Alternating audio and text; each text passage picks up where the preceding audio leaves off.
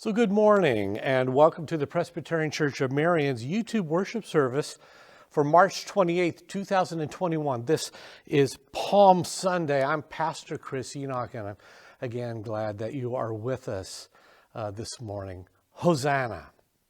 A few announcements I want to share with you before we get into our worship service. We will be holding this coming Thursday, that's April 1st, a Monday-Thursday service at 7 p.m.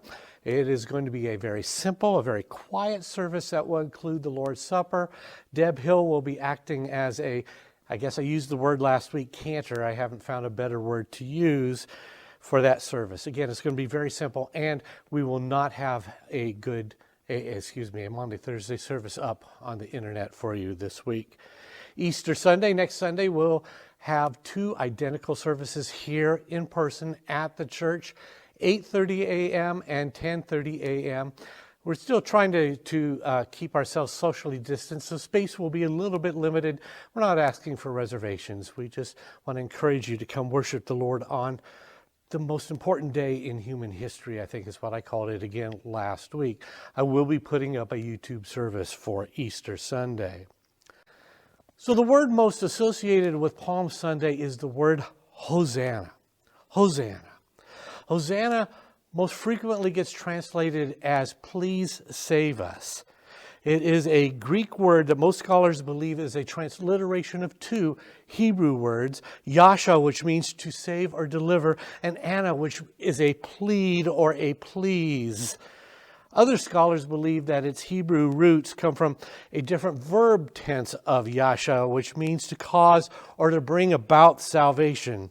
In this tense, then, this becomes a command or a cause to bring salvation. The word is also commonly used simply as an exaltation to express adoration or praise or joy.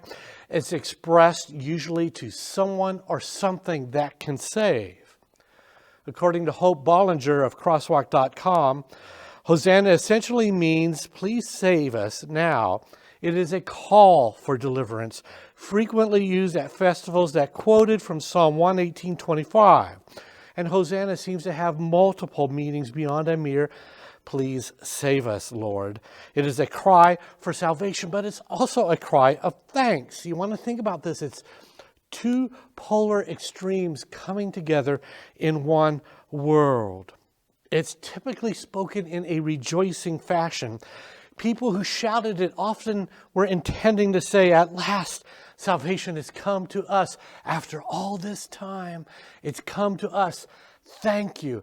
Thank you. So it's kind of a both and of that. The Israelites, if you want to think about it, wanted salvation from Rome.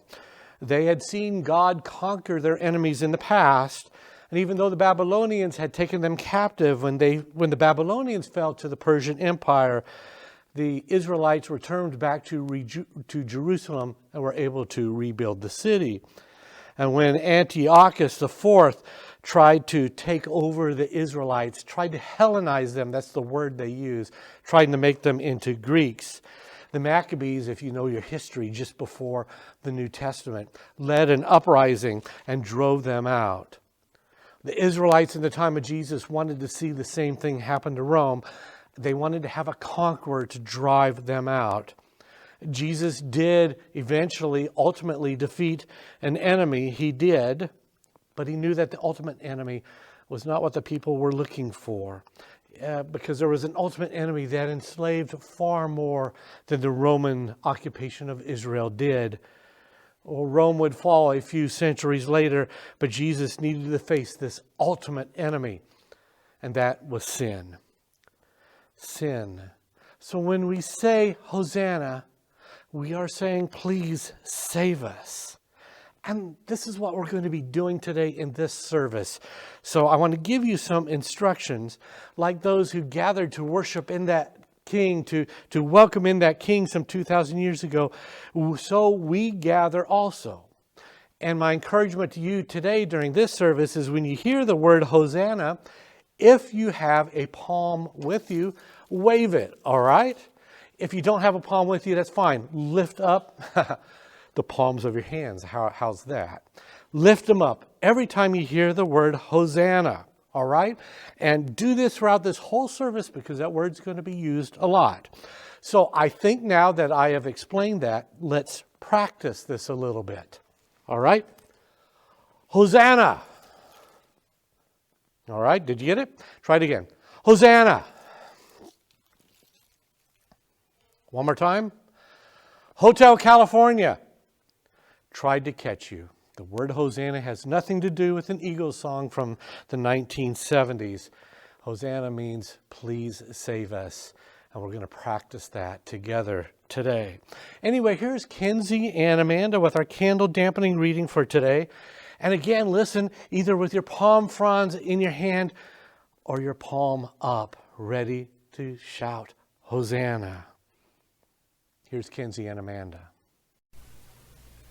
Hosanna to the Son of David. Blessed is he who comes in the name of the Lord. Hosanna in the highest. Yet Jesus said he must go to Jerusalem and suffer many things, and that he must be killed, and on the third day be raised to a new life. Hosanna, blessed, killed? How can this be? It's one of the miracles of Jesus. Yes, that the very Son of God, the King of Kings, would lower himself to suffer and die for me. And me. All of us. And the day will come soon when the greatest miracle of all will happen. But until then...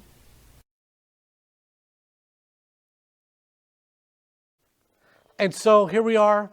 We're here to worship our God, the one who we can say definitely, please save us. Hosanna!